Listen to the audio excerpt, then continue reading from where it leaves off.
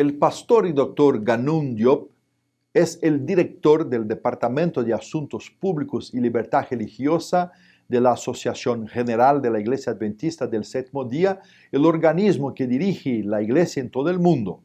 Fue designado para este cargo en el último Congreso Mundial celebrado en 2015, pero trabajaba en el departamento como director asociado desde 2012. Su presentación se dividirá en dos bloques. En la primera parte, el Dr. Diop presentará los fundamentos y pilares de la identidad adventista y en la segunda parte exponerá las raíces espirituales de la libertad religiosa. Su presentación tiene como tema Raíces espirituales de la libertad religiosa, una perspectiva de fe para la libertad religiosa. Estamos agradecidos y encantados con la invitación y estamos pensando en nuestro amigo, el Dr. Elio Carnasale, en el presidente de la división y en el equipo en la división por el simposio, donde tenemos la oportunidad como RPLR de la Asociación General de participar y animarlos a cada uno de ustedes con respecto al trabajo de asuntos públicos y libertad religiosa. Entonces mis asociados, Bettina Krause y Nelly Bursea, se sumarán a esta conferencia histórica a través de Zoom que estamos teniendo. Así que estamos agradecidos. Me gustaría, en primer lugar, establecer las bases. ¿Cómo? ¿Qué tipo de personas se supone que somos? ¿Quiénes somos para representar a la Iglesia Adventista del Séptimo Día en el espacio público? Porque, como ven, representamos a la Iglesia Adventista del Séptimo Día en el espacio público, lo que significa que presentamos a la Iglesia Adventista del Séptimo Día de tal forma que las personas sepan quiénes somos y que podamos beneficiarnos de todas las libertades que la comunidad internacional ha reconocido. Pero primero hay algunas bases que necesito que estén claras. Saben, son como pilares que nos recuerdan nuestra identidad. Como antes de participar en el trabajo de RPLR, uno tiene que ser una persona segura, conocedora de su identidad cristiana. Nuestra relación con Dios, a su vez, informará nuestra relación con otras personas. Entonces, ¿quiénes somos? En primer lugar, cada uno de ustedes, cada uno de nosotros tiene que recordar. El primer punto es que son amados. Cada uno de nosotros es amado por Dios. Y este es un amor primordial, primario, un amor inmaculado, sin importar el amor parental del que uno se haya beneficiado o no haya tenido. Así que son amados, son recibidos en los brazos de Dios desde antes que tuvieran conciencia. Antes de nacer, estaban en la mente de Dios.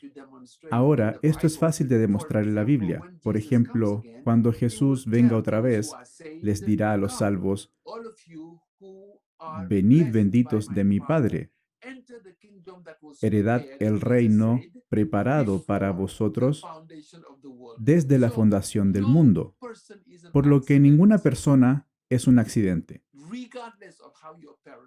Sin importar cómo se conocieron sus padres, no es un accidente. Son amados por Dios con un amor primordial. Ese es el primer punto que hay que ser muy claros. En el segundo lugar, nunca están solos. En otras palabras, nuestro compañerismo es con Dios, y Jesús prometió: yo estoy con vosotros todos los días.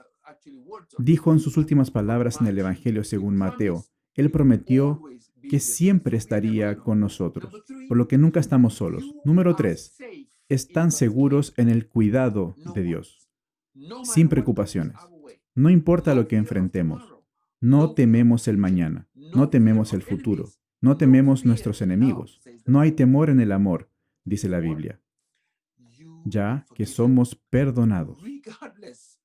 Sin importar cuáles sean tus ofensas, ahora no hay condenación para los que están en Cristo Jesús. Estas son las buenas nuevas, y esto se dice en Romanos 8. No hay condenación. Jesucristo llevó la maldición para que la bendición de Dios pueda ser suya y nuestra, de cada uno, como era la intención de Dios desde Abraham. Y esto se dice en Gálatas capítulo 3. Jesús llevó la maldición para que la bendición de Abraham las buenas noticias puedan ser nuestras. Quinto, actualmente están en el proceso de ser restaurados a la imagen de Dios. Son una obra en progreso, en otras palabras. No sean duros con ustedes mismos. Dios los está reparando. Perdonen a otros, perdónense a sí mismos, en otras palabras. Ahora, número 6. Es regocijarse en el Señor. Siempre, dijo el apóstol Pablo, regocijaos. No tomen nada tan en serio que los aparte de este gozo divino, el cual, dicho sea paso, es el fruto del Espíritu Santo. Esta no es una receta hecha por el hombre a la luz de no se preocupen, sean felices, etc. No. Es un don y la gracia divina. Entonces, cuando cometan errores, lamentense, sí, arrepiéntense, resuelvan hacerlo mejor, pero no permitan que sus imperfecciones determinen cómo se ven a ustedes mismos. No pueden limitarse a su actuación o la falta de ella. Son más que la suma de sus actos. Cuando son completamente vulnerables, totalmente dependientes, como un bebé, por ejemplo, tienen tanto valor como ahora. Número 7. No discriminen al amar a su prójimo. Ahora, el apóstol Juan dice muy claramente que cualquiera que anda en la luz y odia a su hermano está todavía en tinieblas. El que ama a su hermano permanece en la luz y en él no hay tropiezo. Pero el que odia a su hermano está en tinieblas y anda en tinieblas y no sabe a dónde va, porque las tinieblas le han cegado los ojos. Número 8. También muy importante, y voy a volver a esto después. Recuerden la libertad de conciencia. De hecho, es un antídoto contra faltar el respeto a otros, contra la intolerancia, contra el autoritarismo, contra el despotismo, contra el abuso de poder, contra manipular a otros, contra usar a otros para beneficio propio. Así que la libertad de conciencia, de hecho, eleva a todo ser humano a la dignidad de ser sagrado. Por lo tanto, no criminalicen a otros, sin importar sus elecciones. Dejen que el juez se encargue de eso, o el gobierno. Dios, por supuesto, es nuestro juez y el juez de todo el mundo. Pero no criminalicemos a otros como si tuviéramos el poder de promulgar justicia retributiva, por ejemplo. Número 9. Renuncien, abandonen, dejen todas las formas de violencia. Respeten, en otras palabras, la integridad física, intelectual, mental, emocional, social y espiritual de las personas. No manipulen a nadie, porque al hacerlo usurparían las prerrogativas divinas. Es de hecho un sacrilegio instrumentalizar a las personas tratándolas como objeto, usándolas. Recuerden, las personas son templos que pertenecen a Dios. Dios es el único creador. Número 10. En todas las cosas sean imitadores de Dios. Valoren a las personas a su alrededor. Dios las valora. Dios las mantiene vivas para darles otra oportunidad para ser atraídas a su gracia y amor. Celebren, y eso es el número 11. Celebren cada persona. Sí, reconozcan la humanidad. Agradézcanles por ser, agradézcanles por existir, agradézcanles por no darse por vencidas a pesar de todos los desafíos, decepciones y desencantos de la vida. E incluso las miserias también. Respeten, entonces, el misterio de cada persona. Saluden a todos. Reconozcan, porque al hacerlo se lo están haciendo a Dios. Recuerden, dijo Jesús, en cuanto lo hicisteis a uno de estos mis hermanos más pequeños, a mí lo hicisteis. Dios muestra solidaridad con las personas, y lo que hacemos a las personas se lo hacemos a Dios. Número 12. Replicar el amor de Dios y duplicarlo al esparcirlo alrededor de uno. Recuerden, la perfección es amar a su prójimo como a ustedes mismos. Esto es fundamental, el punto que he mencionado. Para cualquiera que quiera participar en relaciones públicas del trabajo de PARL, es más que solo libertad religiosa. De hecho, es un estilo de vida caracterizado por la solidaridad con la humanidad de las otras personas. Ahora, desde aquí, me gustaría abrir otra área donde veremos más de cerca nuevamente la base o raíz espiritual de lo que llamamos la libertad religiosa. Es importante tal vez preparar el camino acerca de lo que el mundo piensa acerca de la libertad religiosa. En primer lugar, la libertad religiosa, a veces llamada libertad de religión o creencia, es reconocida como un derecho humano universal. Ahora, esto es extremadamente importante. La comunidad internacional, de hecho, reconoce esta libertad de tal manera que fue escrita como el artículo 18 de la Declaración Universal de Derechos Humanos. Y esto fue ratificado el 10 de diciembre de 1948, por supuesto después de la Segunda Guerra Mundial. Y por supuesto, después de la Primera Guerra Mundial, las Naciones Unidas comenzaron a pensar, es realmente importante que las naciones traten de construir puentes para respetar la vida humana. ¿Por qué? En la Primera Guerra Mundial hubo 16 millones de muertes. En la Segunda Guerra Mundial, 60 millones de muertes. Es como realmente importante es la vida es sagrada. ¿Cómo puede ser que llegamos al punto como familia humana de tolerar la muerte de millones de personas de esa forma? Así que la Declaración Universal de Derechos Humanos fue como el parámetro para ayudar a las personas a repensar lo que realmente es la humanidad y por qué los seres humanos son importantes. Pero el artículo 18 especifica, y cito, toda persona tiene derecho a la libertad de pensamiento, de conciencia y de religión. Este derecho incluye la libertad de cambiar de religión o de creencia, así como la libertad de manifestar su religión o su creencia individual o colectivamente, tanto en público como en privado, por la enseñanza, la práctica, el culto y la observancia. Así que la libertad religiosa, entonces, es el derecho de creer de acuerdo a los dictados de la conciencia de uno. Y por supuesto, esto no solo está escrito en la ley internacional, sino también en las constituciones nacionales. La mayoría de los países lo han escrito en sus constituciones. Y aquí puedo hablar de Brasil, Argentina, Perú, etcétera, Francia. La mayoría de los países enfatizan la importancia de la libertad religiosa abiertamente. Pero para nosotros hay otra dimensión. Sentimos una dimensión más profunda. La libertad tiene sus raíces en Dios.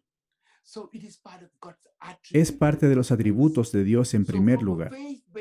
Entonces, desde una perspectiva confesional, las raíces de la libertad de religión o creencia están en Dios. En otras palabras, algunos dirían que tiene una base teológica. Tiene su base en Dios. Ahora, esto significa que la defensa, la promoción de la libertad de religión o creencia está profundamente cimentada en el propósito de Dios para el mundo. Verán, quien Dios es, Dios también la comparte con el mundo. Dios es libre, Dios comparte libertad. El propósito de Dios al crear al mundo tiene un componente que es inseparable de la libertad. Y esto es importante con referencia a la creación, y para los adventistas del séptimo día la creación es importante. No puedo decir que creo en la creación y luego olvidar que el clímax de la creación es la creación del ser humano. Dios le dio a cada persona dignidad. ¿Por qué? Porque cada persona está creada a la imagen de Dios. Entonces, por lo tanto, si digo que soy un adventista del séptimo día que creo en la creación, significa que creo en la dignidad humana, que creo en la libertad dada a cada persona, debido a un espacio sagrado en cada persona que es la conciencia humana, dicho sea paso. Ahora, algo absolutamente interesante, no solo en la creación, sino también en la salvación, Hay un componente, por supuesto, de libertad aquí. La salvación, ser salvado, ser rescatado, es acerca de la libertad, acerca de liberación. Pero también hay algo acerca de la salvación que se mantiene, que necesita ser subyacente, que es la salvación, también es la restauración de la imagen moderna de Dios en los seres humanos. Eso es importante. Permítanme citar a Elena de White. Ella dice, el tema central de la Biblia, el tema alrededor del cual se agrupan todos los demás libros, es el plan de la redención. Y continúa, la restauración de la imagen de Dios en el alma humana. El plan de salvación, restauración del alma a la imagen de Dios. Y entonces ella explica, desde la primera insinuación de esperanza que se hizo en la sentencia pronunciada en el Edén, hasta la gloriosa promesa del Apocalipsis, y verán su rostro y su nombre estará en sus frentes. El propósito, dice ella, de cada libro y pasaje de la Biblia es el desarrollo de este maravilloso tema, la elevación del hombre, el poder de Dios, y en particular aquí la restauración de la imagen de Dios. Entonces ella continúa, la esperanza de toda persona incluye la restauración a la imagen de Dios. Ella sigue diciendo, y cito, la moneda, aunque se encuentre entre el polvo y la basura, es siempre una pieza de plata. Su dueño la busca porque es de valor. Así, dice ella, toda alma, aunque degradada por el pecado, es considerada preciosa a la vista de Dios. Ahora es interesante que añada, así como la moneda lleva la imagen e inscripción de las autoridades, también el hombre, al ser creado, lleva la imagen y la inscripción de Dios, y aunque ahora esté malograda y oscurecida por la influencia del pecado, quedan aún en cada alma los rastros de esa inscripción. Dios desea recobrar esa alma y volver a escribir en ella su propia imagen en justicia y santidad. Y luego concluye diciendo las siguientes palabras de ánimo. Ninguna persona es tan vil, dice. Nadie ha caído tan bajo que esté fuera del alcance de la obra de ese poder. En todos los que se sometan al Espíritu Santo, ha de ser implantado un nuevo principio de vida. La perdida imagen de Dios ha de ser restaurada en la humanidad.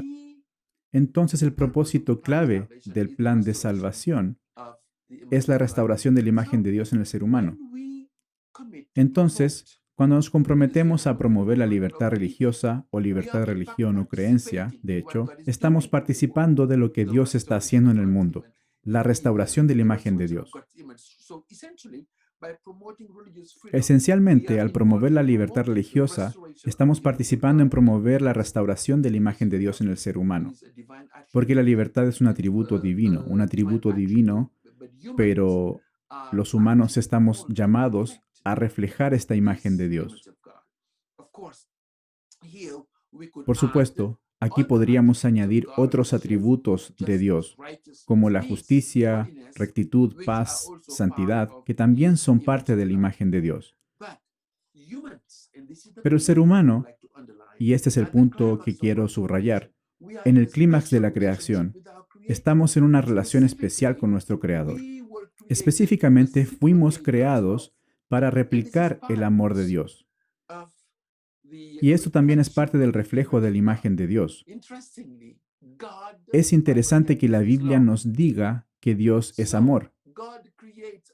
Entonces, Dios nos crea a su imagen, lo que significa que también estamos llamados a reflejar el amor de Dios, reciprocar el amor de Dios, así como somos llamados a elegir en toda libertad reciprocar el amor de Dios.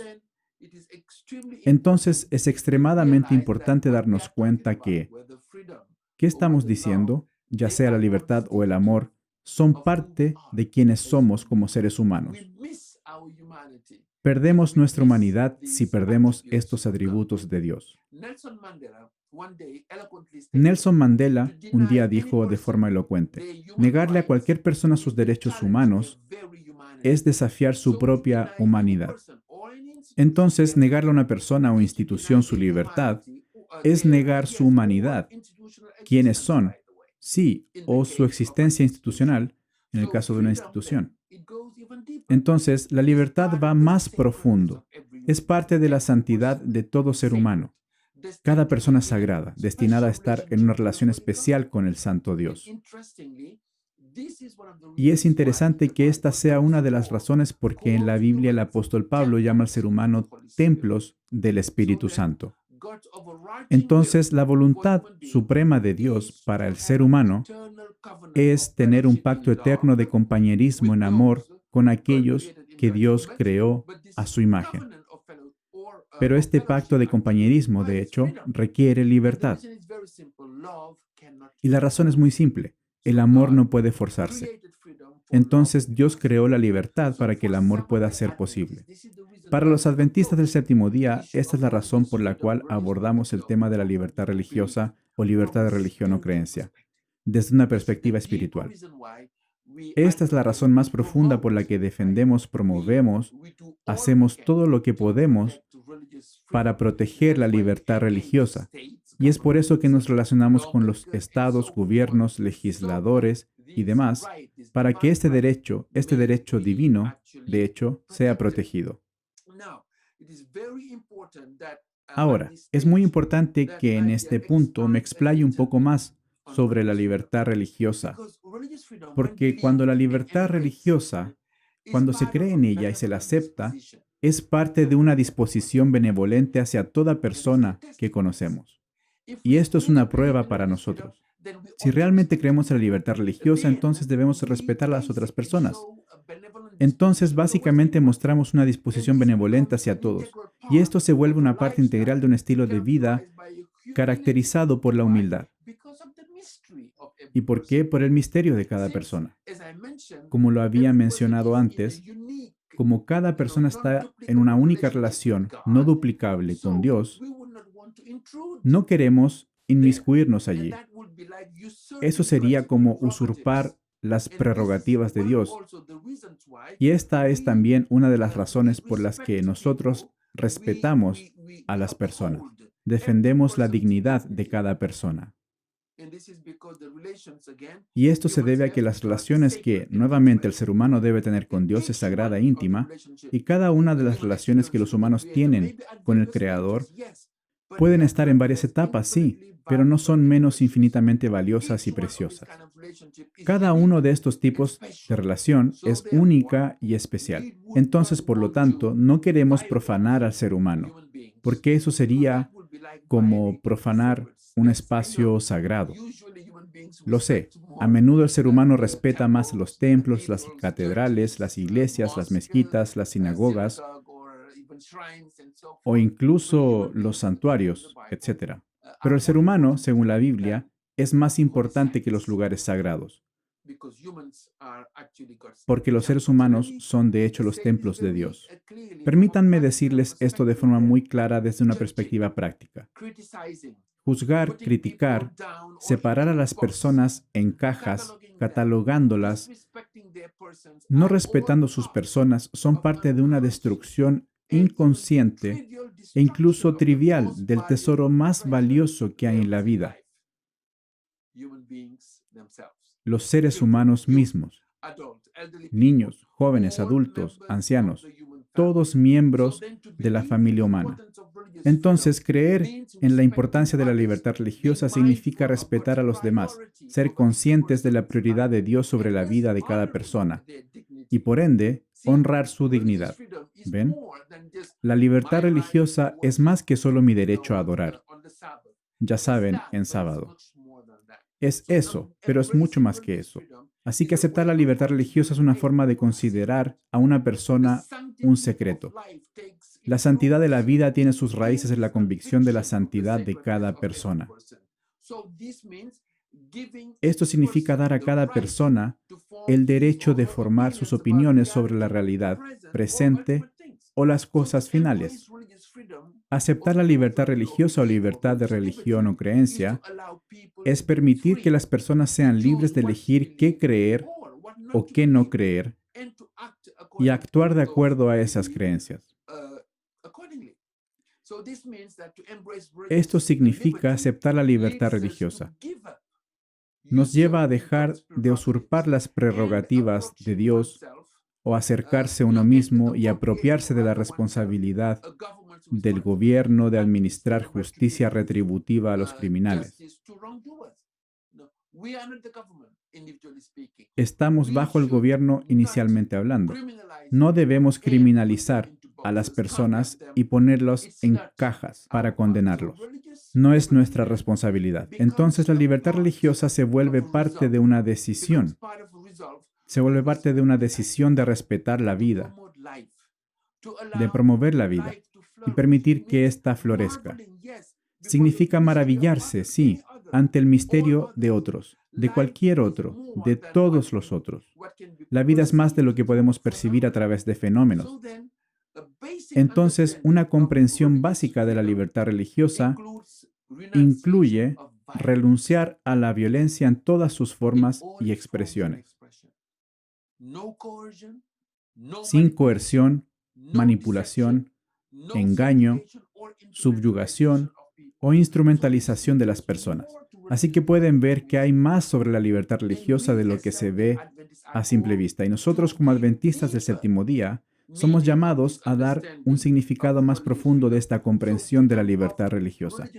Por lo que la libertad de religión o creencia también significa lo siguiente: es libertad de ser perjudicado, libertad de ser lastimado, libertad de ser humillado por creer diferente.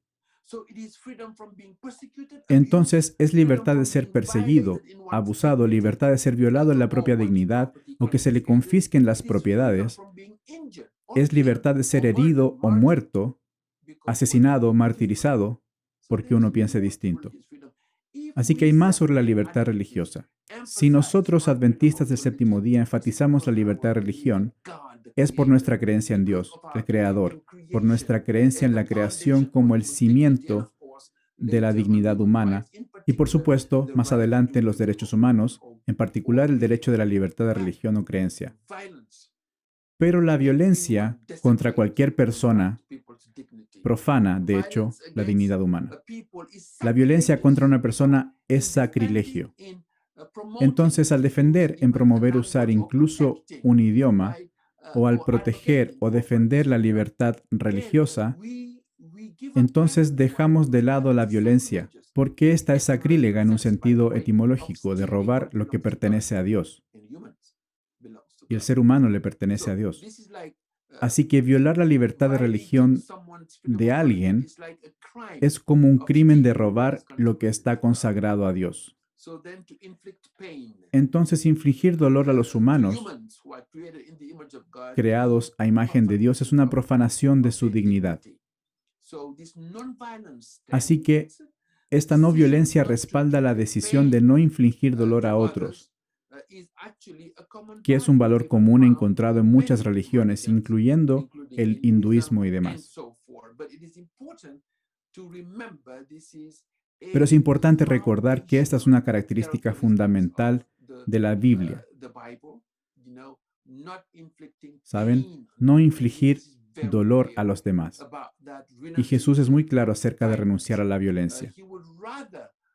Él prefería ser perseguido a perseguir a los demás. Y lo demostró al elegir morir en la cruz que destruir a sus enemigos. Por eso nos pidió que amáramos a nuestros enemigos como a nosotros mismos, que amáramos a nuestro prójimo, pero no solo a nuestro prójimo, sino también a los enemigos. Así que es así de importante comprender, y eso es extremadamente importante, que la justicia se sirve mejor cuando sobrepasa y trasciende a sí misma y entra en el ambiente de la rectitud. La libertad de la religión o creencia no es solo una cuestión de derecho, sino también de justicia. Y esto es central en lo que Jesús enseñó. Jesús dijo claramente: oísteis, pero yo os digo. Han oído que no deben matar, pero yo les digo, no ofendan. No se enojen con las personas, no las insulten, no las coloquen en categorías. Más bien, reconciliación. Interesante, ya no, y está claro, ya no es ojo por ojo. Trasciendan debido a la rectitud.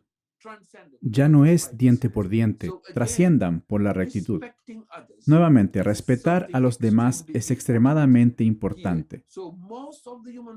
Aquí la mayoría de las familias humanas definitivamente valoran la virtud de la rectitud, pero el aspecto cristiano trae algo realmente profundo para que consideremos cuando pensamos acerca de la libertad religiosa. No es solo una discusión de derechos legales, sino el aspecto humano de lo que es importante. Y decimos que la libertad religiosa es un derecho humano. O sea, no es solo una cuestión de derecho legal, leyes, fallos, sino también una cuestión de la definición de lo que significa ser humano. Y que el ser humano es sagrado. El ser humano es un templo del Espíritu Santo. Y por eso el ser humano debe ser respetado. El ser humano tiene dignidad que no debe ser pisoteada. El ser humano no debe ser violado en su integridad física, emocional, intelectual o social ni espiritual. Esta es realmente la raíz, el cimiento de por qué nosotros hablamos sobre libertad religiosa. Ahora, me gustaría terminar esta sección diciendo, la fe cristiana, de hecho, es completamente predicada sobre la idea de la libertad. Esto es Gálatas capítulo 5. El apóstol Pablo dice claramente, firmes en la libertad con que Cristo nos hizo libre. Cristo nos ha liberado para que podamos disfrutar de la libertad. Sin embargo, la libertad nunca es un fin en sí mismo. Está orientada hacia el don del amor derramado por el Espíritu Santo en el corazón del creyente. Es interesante que en el mismo contexto, cuando el apóstol Pablo dice que habla acerca de la libertad que nos fue dada en Gálatas, capítulo 5, versículo 1, también añade en el mismo capítulo que toda la ley se cumple en la famosa declaración, ama a tu prójimo como a ti mismo. Entonces, él especifica que el fruto del Espíritu es amor, gozo, paz, paciencia, benignidad, bondad, fe, mansedumbre y templanza. Lo que significa ser libre es de hecho aceptar el fruto del Espíritu Santo. Sí, el mismo apóstol Pablo nos recuerda en 2 de Corintios, ¿dónde está el Espíritu del Señor? Allí hay libertad. Entonces, en otras palabras, para nosotros la libertad religiosa es más profunda. Todo el edificio de esta visión de fe cristiana está conformado por la revelación de Dios, que es amor. Y Dios, que es amor, da la libertad. Y esto es extremadamente importante. Y eso es porque, antes incluso de hablar de nuestros derechos y compartir, defender todas estas cosas, todas estas palabras que usamos, es importante poner las bases. Hablamos de por qué estamos comprometidos a promover, proteger, abogar por la libertad religiosa. Entonces, esto es parte básicamente del nuevo pacto que Jesús vino a promulgar. Y esto está muy claro. Este es el nuevo pacto de libertad, el nuevo pacto de amor, el nuevo pacto de un profundo respeto por los demás. Y es tan así que cuando estamos comprometidos con el bienestar de otras personas y su libertad de elección, porque sin esta elección fundamental y libre albedrío, el amor no es posible. Entonces me gustaría repasar al final de esta presentación para decir, la libertad es un atributo de Dios. También es un derecho que viene de Dios. La libertad es un regalo de Dios para que el amor pueda existir. Es una acción del Hijo, Jesucristo, liberar a los que están enredados en el grupo de la muerte. Por eso Jesús pudo decir en el Evangelio de Juan, Si el Hijo os libertare, seréis verdaderamente libres. Pero la libertad también es la presencia del Espíritu Santo, quien derrama el amor de Dios en nuestros corazones y hace que nuestro carácter se empape con todo el fruto del Espíritu Santo: amor, gozo, paz, paciencia, benignidad, bondad, fe, mansedumbre y templanza. Esta es la presencia de Dios en las personas que hace que consideremos cada persona como un terreno sagrado. La conciencia humana en sí misma nos invita a ser prudentes, corteses con los demás, discretos y amables al tratar a otros, siendo respetuosos, valorando el interés último de Dios en amor para una vigilancia e inversión constante en cada ser humano. Entonces, Dios está buscando cada oportunidad, de hecho, para atraer a las personas a su triuno compañerismo de amor. Y esto es clave. Esto es por lo cual estamos siendo compañeros. Con Dios, de hecho, aceptando la libertad de conciencia, libertad de religión abiertamente, libertad religiosa o libertad incluso cuando no es religiosa. Las personas tienen derecho a no creer. ¿Por qué? Porque el amor no fuerza a las personas. Siempre invita con persuasión pacífica, testificando en persuasión pacífica, sin disminuir a las personas, sin insultar a las personas, sino en respetar profundamente su individualidad. El hecho de que cada persona es sagrada.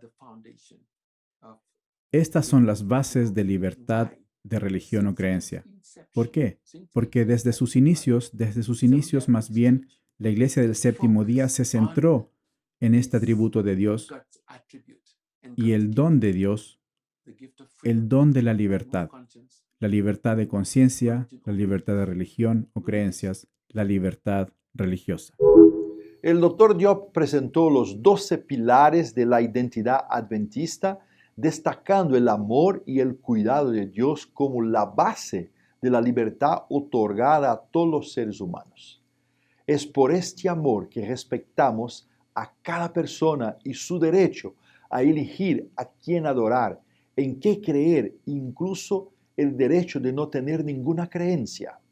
Este maravilloso amor divino confiere dignidad al ser humano y nadie tiene derecho a violar, perseguir, maltratar o discriminar a otra persona por sus elecciones religiosas. Las raíces espirituales de la libertad se conectan a dos grandes eventos divinos, la creación y la redención. Por eso, para los adventistas, la libertad religiosa es mucho más que un derecho internacional y mucho más que el enfoque legal o académico. Cuando los adventistas se comprometen a defender la libertad religiosa, participan en lo que Dios está haciendo por el mundo, es decir, restaurar la imagen divina en la humanidad, desfigurada por el pecado. Los adventistas se sienten comisionados por Dios para compartir ese amor eterno y promover la libertad que este amor garantiza.